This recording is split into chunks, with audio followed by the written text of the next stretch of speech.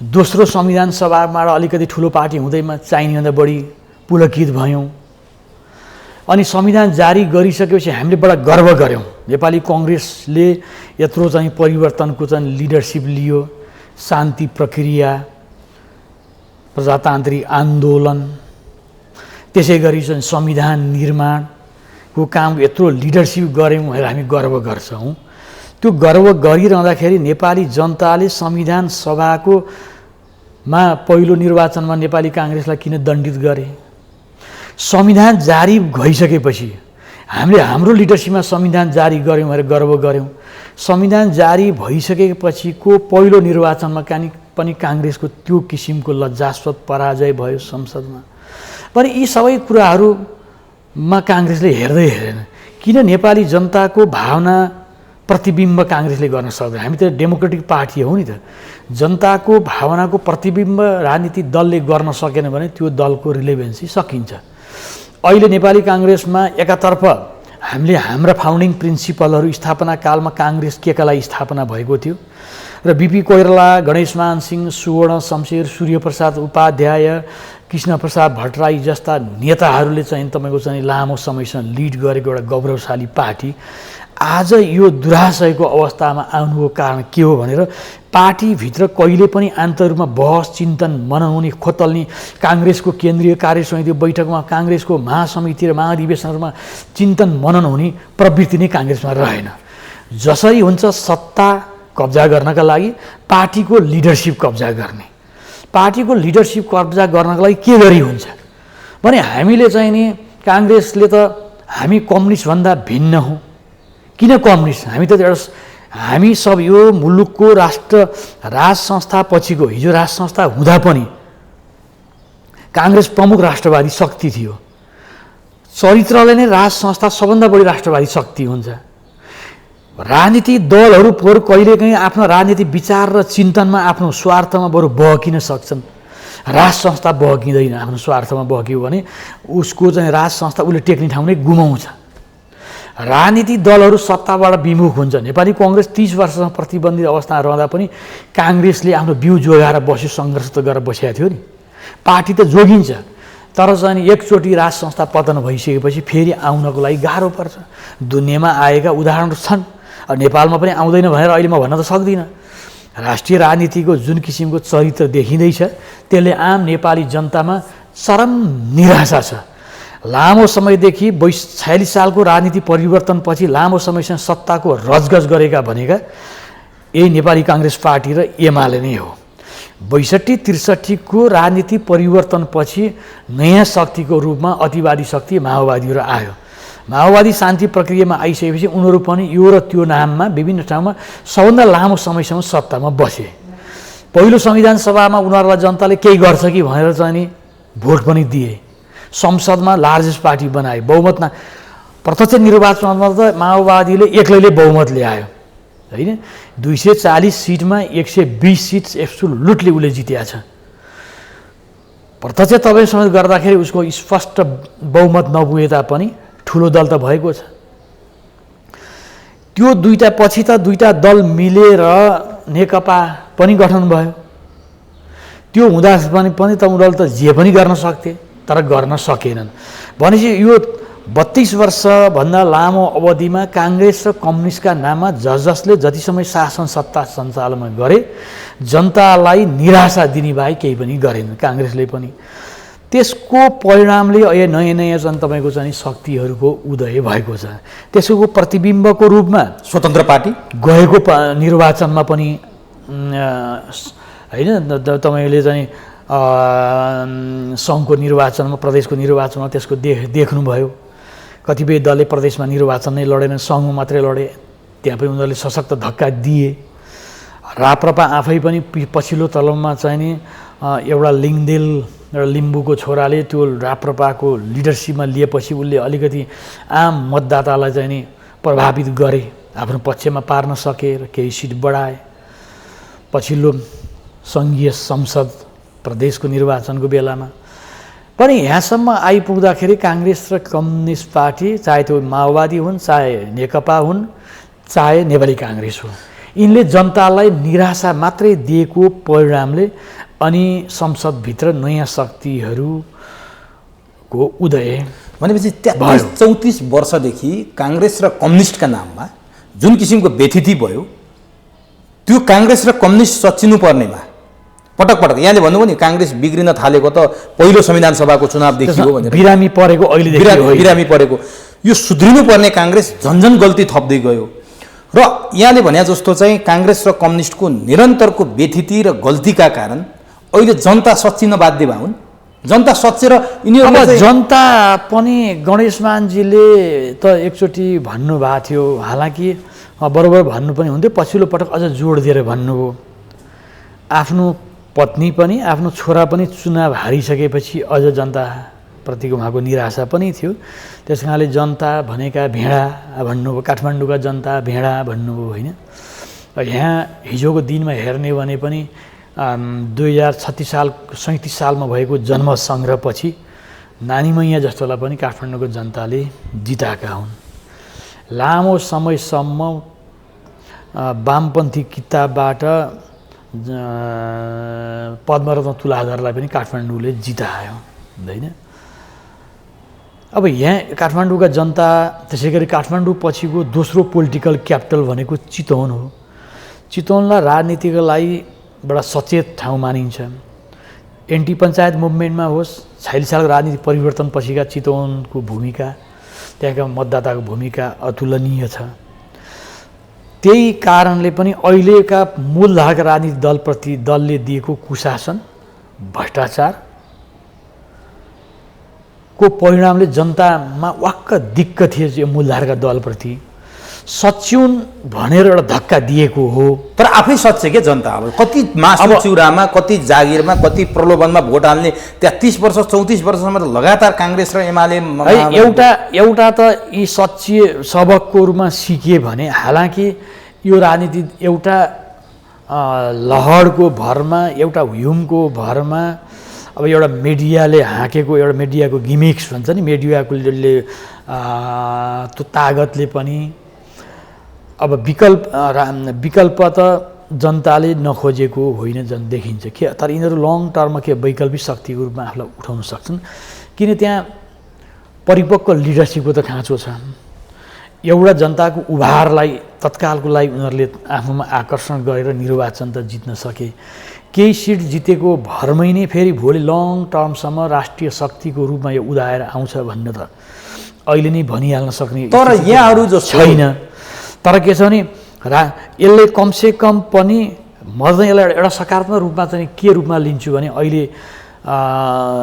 पछिल्लो संसदको निर्वाचन र अहिलेको यो चाहिँ नि 3वटा क्षेत्रमा भएको चाहिँ नि उपनिर्वाचनको नतिजा जो आइरहेको छ त्यसबाट चाहिँ कमसे कम पनि कम्युनिस्ट शक्ति भन्दा एउटा डेमोक्रेटिक शक्तिकै कम्युनिस्टको आधारबाट अन्य दल भनेर चाहे त्यो त म हिजो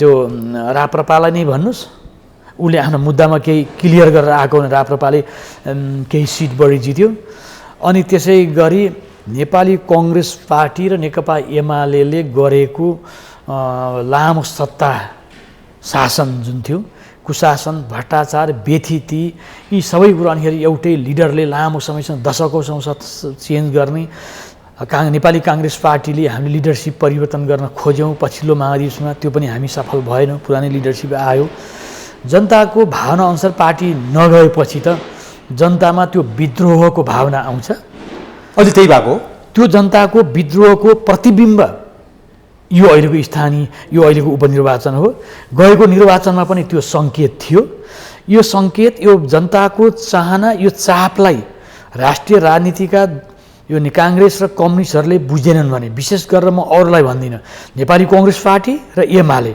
कम्युनिस्ट पार्टीभित्र पनि एमालेलाई म अलिक भिन्न अरू कम्युनिस्ट पार्टीभन्दा म भिन्न ढङ्गले विश्लेषण गर्ने गर्छु त्यो पार्टीभित्र अब हामी हिजो जस्तो अब चाहिँ मार्क्सवादी विचारधाराबाट किन मार्क्सवादमा त अरू कम्युनिस्ट पार्टीभन्दा बाहेक अरूको उपस्थिति हुँदैन उनीहरू अधिनायीवादी व्यवस्था कम्युनिस्ट अधिनायीवादी व्यवस्थामा विश्वास गर्छन् अब एमाले चाहिँ लामो समयसम्म संसदीय अभ्यासमा आइसक्यो हुनाले अब उनीहरू बहुदलीय व्यवस्थाबाट बाहिर जान सक्दैनन् उनीहरूले अब हामीले चाहिँ पार्टीको नाम नेकपा भन्ने झिक्नुपर्छ र हामीले एउटा सोसियल डेमोक्रेटिक पार्टीको रूपमा विकास गर्नुपर्छ भनेर त्यो पार्टीभित्र जबरजस्त रूपमा 7औं महाधिवेशनदेखि नै बहस पनि प्रारम्भ भएको हो। हालाकि पछिल्लो नेकपा एमाले र नेकपा माओवादी केन्द्रको बीचको एकतापछि त्यो फेरि त्यो कता हरायो त्यसले चाहिँ एमालेलाई अलिकति विचलित बनाएको छ। तथापि लामो समयसम्म संसदीय अभ्यासमा आइसक्यो। काङ्ग्रेस पछिको चाहिँ संसदीय अभ्यासमा खारिएको पार्टी भनेको नेकपा एमाले नै हो। यी दुईटा पार्टी चाहिँले चाहिँ सच्चिएर सुदृढ भइदिएर गएको चुनाव पछाडि पनि चुनावमा लडे, प्रतिस्पर्धा गरे, चुनावको नतिजापछि दुईटा पार्टी मिलेर देश जनताको भावना जनताले के खोजेको छ त्यो अनुसार जनताले त के छ स्थिर सरकार खोजेको छ, गुड गभर्नेन्स खोजेको छ। त्यो कुरो यी काङ्ग्रेस र एमाले दिन सक्थे दुईटा पार्टी मिलेको भए र अनि दुईटा पार्टी मिल्दै भई अहिले साना ठुला यी त्यसपछिका विकल्पहरू उदय भएका जो च्याखे थापेका छन् संसदभित्र एउटा दुईटा सिट भएकाले पनि 5-7 सिट भएकालाई पनि सत्ताको लागि बार्गेनिङ गर्ने च्याखे थाप्ने त्यो जुन च्याखे थाप्ने त्यो राजनीति पनि ध्वस्त हुन्थ्यो, त्योबाट पनि मुक्ति हुन्थ्यो। आम जनताले खोजेको राजनीति शान्ति, स्थायित्व र समृद्धिको बाटोमा देश जान सक्थ्यो। तर काङ्ग्रेस र नेकपा एमालेका लिडरहरू त्यस तरह गम्भीर भएनन्, फेरि द्वन्द्वतर्फै लाग्यो। त्यसको परिणाम हो। त्यसको परिणामले अब चाहिँ काङ्ग्रेस र एमाले प्रतिको हिजोको लामो सत्ता सङ्घर्ष अनि यिनीहरूले बेला मौकामा सत्तामा पाउँदाखेरि पनि मौकाको सदुपयोग गर्न नसकेको। नेपाली काङ्ग्रेसले त दुई पटक बहुमतको सरकारलाई 5 वर्षसम्म चलाउन सकेन। आफ्नो आन्तरिक घरेलु झगडा 56 सालको निर्वाचनमा काङ्ग्रेसलाई जनताले बहुमत दिए, त्योभन्दा अगाडि 48 सालको निर्वाचनमा बहुमत दिए, स्पष्ट बहुमत भएको 5 वर्षसम्म चलाउन सकेन। नेकपा एमाले र माओवादी मिलिसकेपछि पनि त्यो पार्टी त बहुमतमा थियो, त्यसले पनि चाहिँ तपाईँको चाहिँ 5 वर्ष चलाउन सकेन। आफ्नै आन्तरिक घर झगडा गरेर पार्टी ध्वस्त भयो, काङ्ग्रेस टुक्रियो।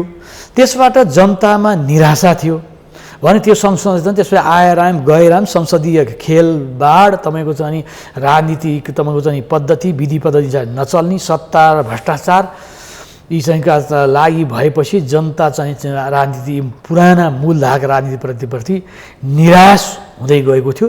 त्यसको पृष्ठभूमिमा अरू कुनै विकल्प नभएपछि नो भोट गर्ने ठाउँ पनि छैन। त्यो स्थितिमा नयाँ राजनीतिक दलहरू उदाउनु स्वाभाविक छ, उदाउनुपर्छ। कमसेकम पनि कम्युनिस्ट पार्टीहरूभन्दा पनि कम्युनिस्ट विचारमा नराख्ने डेमोक्रेटिक स्पिरिटका मान्छेहरूले दल खोलेर अन्य वैकल्पिक त्यो राम्रो पनि हो। यहाँनिर सबैभन्दा बढी चाहिँ अब काङ्ग्रेसलाई क्षति हुने र क्षय हुने चाहिँ मानिसहरूले आकलन गरिरहेछन्। यहाँले भन्नुभयो भने जस्तो डेमोक्रेटिक प्लेटफर्म काङ्ग्रेसको विकल्प अर्को केही पनि थिएन। कम्युनिस्ट मन नपर्नेहरू अटोमेटिक बाध्य भएर काङ्ग्रेसलाई भोट हाल्नुपर्ने अवस्था थियो। अब त्यो ग्राउन्ड काङ्ग्रेसका लागि रहेन, किनभने त्यहाँ राष्ट्रिय स्वतन्त्र पार्टी हेर्दा नाम पनि राष्ट्रिय स्वतन्त्र पार्टी, काहीँ कम्युनिस्ट पनि जोडिया छैन। काङ्ग्रेसको जस्तो सभापतीय पद्धति त्यही देखिन्छ, काङ्ग्रेसको जस्तो महामन्त्रीय पद्धति त्यहाँ देखिन्छ, सिद्धान्त काङ्ग्रेसको। अब यसले सबैभन्दा बढी काङ्ग्रेसलाई र केही मात्रामा एमालेलाई क्षति पुर्याउँछ। काङ्ग्रेस त अब यसको प्रतिस्पर्धा पनि गर्न नसक्ने अवस्थामा पुग्छ भन्छन् नि मान्छेहरू। यहाँले त्यस्तो लाग्दैन? यहाँले बारम्बार भन्नुभएको छ कि एउटा डेमोक्रेटिक शक्ति जन्मियो भनेर भनिरहनु भएको छ। त्यो डेमोक्रेटिक शक्तिको सबैभन्दा निर्मम प्रहार चाहिँ काङ्ग्रेसमाथि नै हुन्छ र काङ्ग्रेस अस्तित्व जोगाउने गाह्रो अवस्थामा पुग्छ भन्छन् है। लङ टर्म नेपालको डेमोक्रेटिक प्रोसेसका लागि, प्रजातन्त्रको स्थायित्वका लागि काङ्ग्रेसको विकल्पमा अर्को डेमोक्रेटिक पार्टी आउँछ भने त्यो डेमोक्रेसीका लागि सुन्दर पक्ष हो होइन। इतिहासमा हामीले यति गरेका थियौँ, इतिहास भजाएर मात्रै सधैँ सत्तामा जनताको मत जित्न सकिँदैन, जनताको मन जित्न सकिँदैन। नेपाली कङ्ग्रेसको 7.5 दशक लामो इतिहास हो। इतिहासमा 3-3वटा जनता एउटा क्रान्ति गर्यो 7 सालमा, त्यसपछि 30 वर्षमा पञ्चायती व्यवस्थाको विरुद्धमा लड्यो, 46 सालमा काङ्ग्रेसकै विरुद्ध काङ्ग्रेसकै लिडरसिपमा पञ्चायतको विरुद्धमा आन्दोलन भयो, सफल भयो र महाराज ज्ञानेन्द्रको माघ 1900 कदमका विरुद्धमा पनि नेपाली काङ्ग्रेसका नेता गिरिजाप्रसाद कोइरालाको लिडरसिपमा परिवर्तन सम्भव भयो। भन्दैमा इतिहास त्यही मात्रै भजाएर काङ्ग्रेस हिँड्छ भने काङ्ग्रेसको यसै पनि रिलेभेन्सी सिद्धिन्छ। एकातर्फ काङ्ग्रेस भनेको चाहिँ के हो? किन जनताले काङ्ग्रेसलाई समर्थन गरे? एउटा काङ्ग्रेस कम्युनिस्टभन्दा भिन्न छ, यो उग्र दक्षिणपन्थी पार्टी पनि होइन, उग्र वामपन्थी जस्तो पनि होइन, यो नेपाली माटो अनुसारको चाहिँ लामो समयदेखि एउटा खारेर आएको राष्ट्रवादी शक्ति। काङ्ग्रेस केवल प्रजातान्त्रिक शक्ति मात्रै थिएन, काङ्ग्रेस राष्ट्रवादी प्रमुख राष्ट्रवादी शक्ति पनि थियो भन्ने मात्रै भयो क्या, अब त छ भन्ने त छैन, स्टिल थियो, अझै पनि छ भन्छु। अझै पनि काङ्ग्रेसको लिडरसिपले बेलैमा सोच्दैन भने, चिन्तन मनन गर्दैन भने अहिले काङ्ग्रेसको जीवनमा बिपी कोइरालाको स्थान के छ, काङ्ग्रेसको जीवनमा कृष्णप्रसाद भट्टराईको स्थान के छ, काङ्ग्रेसको जीवनमा गणेशमानको स्थान के छ? छैन नि। तपाईँको पार्टी कार्यालयमा तस्विर टाङ्दैमा अनि भाद्र 24 गते 2 थुङ्गा फुल चढाउँदैमा होइन, कृष्णप्रसाद भट्टराई गणेशमानका जन्म जयन्तीहरूमा फुल चढाउँदैमा उहाँहरूप्रतिको निष्ठा त्यहाँ झल्किँदैन। काङ्ग्रेसले एकातर्फ चाहिँ शान्ति प्रक्रिया र संविधान सभाको निर्वाचनसँगै आफ्ना फाउन्डिङ प्रिन्सिपल छोड्दै हामी कता कता कता कता वामपन्थी भाषमा फसेका छौँ। त्यसबाट नेपाली जनता चाहिँ नि को चित्त दुखाइ छ। अब त्यही कारणले हो काङ्ग्रेसले आफ्नो ठाउँ छोडेको, आफ्नो वैचारिक धरातल छोडेका कारणले नै काङ्ग्रेसले गर्व गर्ने हामीले संविधान सभाको निर्वाचन हामीले गऱ्यौँ। किन संविधान सभाको निर्वाचनमा काङ्ग्रेस त लतारेर गएको, संविधान सभाको निर्वाचनको मुद्दा काङ्ग्रेसको छँदै थिएन, काङ्ग्रेसले 15 सालमै छोडिसकेको मुद्दा हो होइन। र अहिलेको राजनीतिमा त्यो मुद्दालाई इस्ट्याब्लिस गरेको एमाले पनि होइन, एमाले पनि संविधान सभाको पक्षमा थिएन, काङ्ग्रेस पनि थिएन, माओवादीले नै इस्ट्याब्लिस गरे हो। हामी वामपन्थी भाषमा फसेकै हौँ, काङ्ग्रेसले आफ्ना फाउन्डिङ प्रिन्सिपल छोडेकै हो। नेपाली राजनीतिको सन्दर्भमा बिपी कोइराला दिनुभएको बाटो राष्ट्रिय एकता र मेलमिलापको नीतिलाई काङ्ग्रेसले छोडेकै हो। त्यस कारणले काङ्ग्रेसले जतिसुकै गर्व गरोस्, हामीले चाहिँ लोकतान्त्रिक आन्दोलनको लिडरसिप लियौँ, शान्ति प्रक्रियामा टुङ्ग्यायौँ, हाम्रो लिडरसिपमा संविधान जारी गर्यौँ भन्दै गर्दा पनि त्यसको लगत्तै पछि भएको निर्वाचनमा काङ्ग्रेसलाई नेपाली जनताले किन दण्डित गरे त, किन पुरस्कृत गरेन, किन बहुमतमा पुर्याएन? काङ्ग्रेसले जबसम्म यी कुराहरूमा मम गएर आफ्नो आन्तरिक जीवनमा बहस चिन्तन गर्दै काङ्ग्रेसले ठिक ट्र्याक समात्दैन, त्यो ट्र्याक नसमातेसम्म काङ्ग्रेस फेरि काङ्ग्रेसले इतिहासको त्यो गौरवशाली स्थान जुन थियो बिपी कोइरालाले, सुवर्ण शमशेरहरूले, कृष्णप्रसाद भट्टराईले लिडरसिप गर्दाको काङ्ग्रेसको त्यो स्थान अब काङ्ग्रेसले पाउन सक्दैन। मैले यहाँसँग कहाँनिर क्लियर हुन खोजेँ भने जस्तो काङ्ग्रेसले गरेको गल्तीको यहाँले कुरा गर्नुभयो, काङ्ग्रेस यहाँले भनेको भाषालाई प्रष्ट भन्यो भने काङ्ग्रेसले माओवादीको पुच्छर समातेर बैतरणी पर्न खोज्दा आज यो अवस्थामा पुग्यो, योभन्दा अरू कुरा त होइन नि। यहाँ त्यो त दुर्भाग्य नि। नेपाली कङ्ग्रेस जस्तो पार्टीले जसले राणा शासनका विरुद्ध लड्यो, पञ्चायतका विरुद्ध एक्लै लड्यो, माओवादीले सबभन्दा बढी टार्गेट काङ्ग्रेसका कार्यकर्तालाई गरे, सबभन्दा बढी काङ्ग्रेसका कार्यकर्ता मारिए, पुलिस प्रशासनका मान्छे त्यत्तिकै मारिए भने त्यही शक्तिसँग मिलेर चुनावमा जानु, त्योभन्दा चाहिँ वैचारिक पतन, वैचारिक विघटन काङ्ग्रेस के हुनसक्छ? होइन, ठिक छ, सत्तामा जानुसम्मको लागि अब संसदमा आएर लडिसकेपछि जुनसुकै कम्युनिस्ट पार्टी भए तापनि अब सरकार निर्माण गर्नका लागि एउटा सर्टेन दलहरू मिलेर सरकार गठन गर्नुसम्मलाई स्वाभाविक रूपमा मान्न मिल्छ। चुनावमा नै गठबन्धन गरेर जानु त्योभन्दा काङ्ग्रेसको वैचारिक पतन, वैचारिक स्खलन केही पनि थिएन। यो कसको कमजोरी? नेतृत्व अथवा कार्यकर्ताको? होइन, कार्यकर्ताहरूले प्रेसर दिन नसक्दा कार्यकर्ता छँदैछ, जसले जतिसुकै भने तापनि, जतिसुकै विधानका रड लगाए तापनि नेपाली कङ्ग्रेस पार्टी भनेको पार्टी प्रेसिडेन्सियल सिस्टमबाटै चलेको पार्टी हो। हिजोदेखि पार्टीमा काङ्ग्रेसमा प्रेसिडेन्ट नै सर्वेसर्वा होइन, सभापति शेरबहादुर देउवाले 2 पटक जिताउने गल्ती काङ्ग्रेसकै डेलिगेट्सहरूले गरे होइन, काङ्ग्रेसकै नेता होइन। काङ्ग्रेसले लिडरसिप, काङ्ग्रेसका कार्यकर्ताहरूले पछिल्लो 14औं महाधिवेशनमा हामी त म जस्ता मान्छे त हामी शेरबहादुरको विकल्पमा लिडरसिप खोजेर हिँड्या हुँ, शेखर कोइराला सभापतिमा समर्थन गरे हो।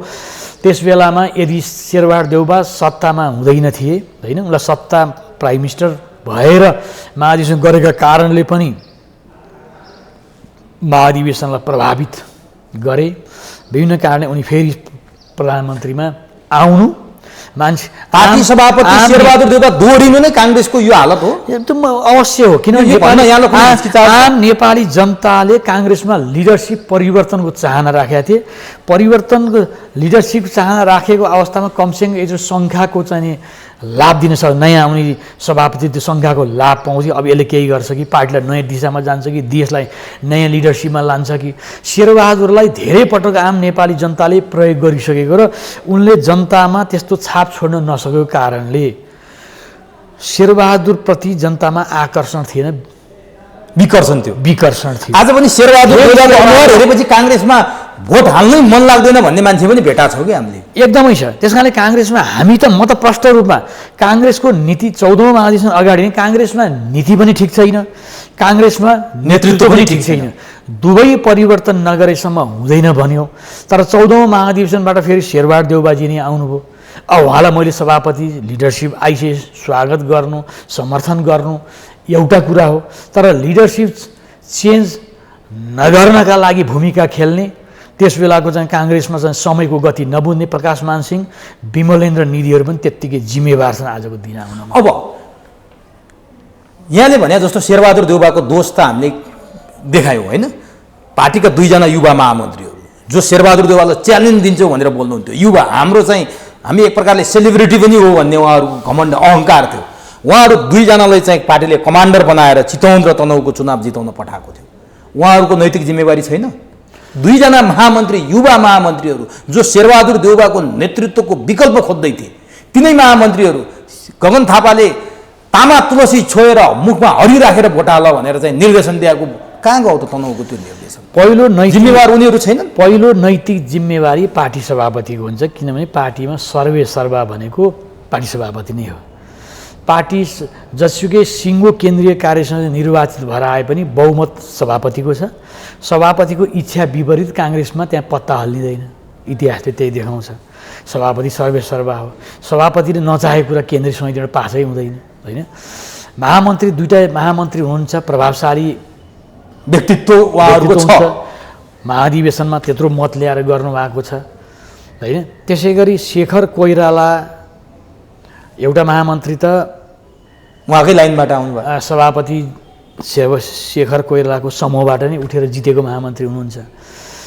उहाँहरूले नेपाली कङ्ग्रेसको 14औं महाधिवेशनपछि केन्द्रीय कार्य समितिको बैठकमा जुन किसिमको प्रभाव र दबाव विगतमा हुन्थ्यो, पार्टीभित्र पनि एउटा अपोजिसनको रोल त त्यहाँ रहन्छ नि, त्यो सशक्त रूपमा त्यो रोल प्ले गर्न पार्टीको नीतिहरूको विषयमा, पार्टीको प्रोग्रामिङको विषयमा, पार्टीलाई कसरी अब अगाडि लिएर जाने विषयमा, चुस्त बनाउने विषयमा, पार्टीमा न्याय गर्ने विषयमा, कार्यकर्ताहरूलाई न्याय गर्ने विषयमा, सबैलाई योग्यता अनुसार होइन केन्द्रीय समितिको विस्तार अथवा विभागहरूको गठन र विस्तार, यी सबै कुराहरूमा उहाँहरूको कुनै पनि तनी भूमिका उहाँहरूको पनि देखिएन भने अहिलेको निर्वाचनमा रहेन भनेर भन्नु केही आश्चर्य कुरो भएन।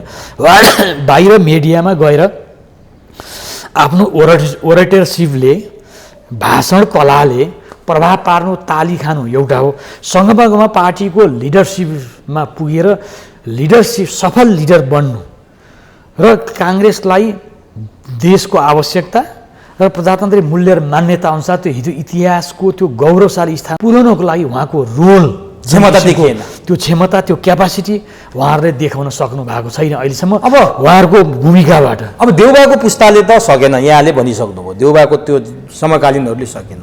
अब गगन र विश्वले पनि नसकेपछि को त काङ्ग्रेसमा अब होइन सक्ने भनेको एउटा पर्सनल क्यापासिटीबाट हुन्छ उमेशजी होइन। पर्सनल क्यापासिटीले तपाईँ आफ्नो योग्यता सो गर्न त सक्छ, तर सिङ्गो कार्य समितिको तपाईँले विश्वास लिन पनि सक्नु पर्यो। काङ्ग्रेस बिग्रेको केवल लिडरसिपले मात्र, काङ्ग्रेस बिग्रेको अहिले चाहिँ नीति र नेतृत्व दुईटै खराब। बिपी कोइरालाले नेपालको राष्ट्रिय राजनीतिको सन्दर्भ दिएको राष्ट्रिय एकता र मेलमिलापको नीतिको विषयमा पार्टीभित्र कहिले पनि ओपन बहस र छलफल भएकै छैन। नेपाली कङ्ग्रेसले कुनै पनि महासमिति र महाधिवेशनको बैठकहरूमा हाम्रा परम्परागत फाउन्डिङ प्रिन्सिपलहरूमाथि अब हाम्रो यो सान्दर्भिकता छैन। बिपी कोइराला राष्ट्रिय एकता र मेलमिलाप, त्यसै गरी बिपीले नेपालको समाजवादी आन्दोलनको विषयमा दिनुभएको विचार, त्यसै गरी चाहिँ तपाईँको चाहिँ नि प्रजातान्त्रिक मूल्य र मान्यतामाथि नेपालको कन्टेस्टमा बिपीले दिनुभएको बाटो भनेको समग्र बाटो भनेको त्यो राष्ट्रिय एकता र मेलमिलापको नीति थियो। त्यो नीतिभित्र नै सबै कुरालाई हामी परिभाषित गर्न सक्छौँ। समग्रमा त्यसलाई हामीले बिपीवाद भनेर पनि परिभाषित व्याख्या गर्ने गरेका छौँ। या त आफ्नो अनुकूलमा आफ्नो स्वार्थमा बिपीलाई जसले पनि जे गरेर व्याख्या गरिदिएछ। बिपीले जे भन्नुभयो त्यही कुरामा टेकेर गर्ने हो नि। तपाईँले मनगणन्तै तरले गर्नु त भएन। त्यस कारण पार्टीले जबसम्म आफ्नो वैचारिक किता क्लियर गर्दैन, काङ्ग्रेस भनेको के हो त? कागती भन्ने बित्तिकै अमिलो हुन्छ, सुन्तला गुलियो हुन्छ भनेको जस्तै काङ्ग्रेस भनेको त्यसका फाउन्डिङ प्रिन्सिपल र त्यो प्रिन्सिपलमा टेकेर बिपी गणेशमान सिंहहरूले सिञ्चन गरेको, कृष्णप्रसाद भट्टराईले सिञ्चन गरेको त्यो पार्टी हो, त्यो वैचारिक धरातल हो। त्यसमा टेकेर हामी अगाडि बढ्ने। हामी अहिले त बिपीवादमा भएको काङ्ग्रेस अहिले यो शान्ति प्रक्रिया र संविधान सभाको निर्वाचन हुँदै संविधान जारी गर्दासम्म त्यो काङ्ग्रेस चाहिँ नि जिपीवादमा गयो। त्यो जिपीवादले काङ्ग्रेसलाई डुबायो।